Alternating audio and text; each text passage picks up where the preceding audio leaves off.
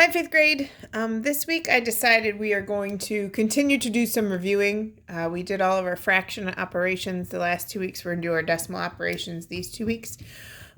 So for this week, we'll focus on adding and subtracting decimals. As we do that, the big thing to remember is that you always line up your decimals when you are adding or subtracting them. So for example, on this first one, I have 3 1/10 plus 0 and 328 thousandths. So when I line that up, I'm going to put my 3.1 here and then my 0.328 there. So you force them to line up when you're adding or subtracting. And then you can just go through and add. So 8 plus nothing would be 8. And 2 plus nothing is 2. And then that 1 plus 3 is 4. And that would be my answer there. Okay, and then this next one, again, I'm going to force it to line up, even though it doesn't do that very easily. So I've got 457.2 plus 7.418. So I've got these here. Now I can put those in as zeros if that makes you feel better, but they're not needed, especially when you add, because you're just going to add 0 to those. So 2 plus 4 is 6. Put your decimal straight down. I should have mentioned that up here. Decimal goes straight down once you line it up. 7 plus 7 is 14. 6, 4. So 464 and 618 thousandths. Okay, so for subtracting, same thing. They have to be lined up. So I've got 72.8, and then check this out, minus 4.21. I don't have anything in the hundredths place here. That's okay. I'm going to put a 0. And then I can subtract just like I would borrow if I was looking at whole numbers.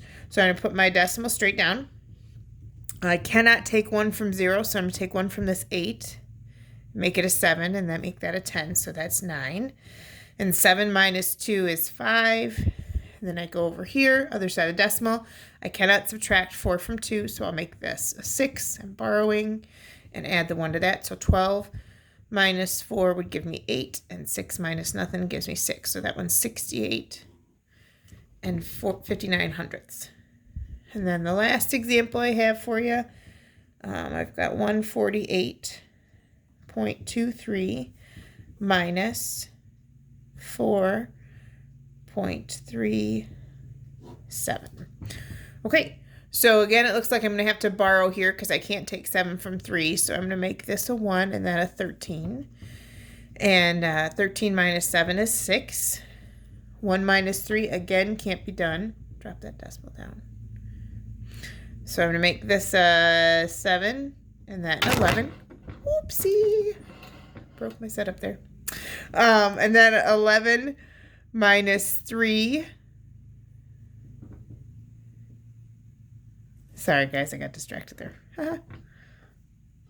11 minus 3 is going to give us 8. 7 minus 4 is 3. And then 4 minus nothing is 1. And 1 minus nothing is 1. So that's 143 and 86 hundredths. So this week, as you go through, just make sure the big idea is that we line up the decimals. And then if you need to fill in zeros like we did here or up here, it's okay to do that. Have a great week and let me know if you need any help. Thanks. Bye.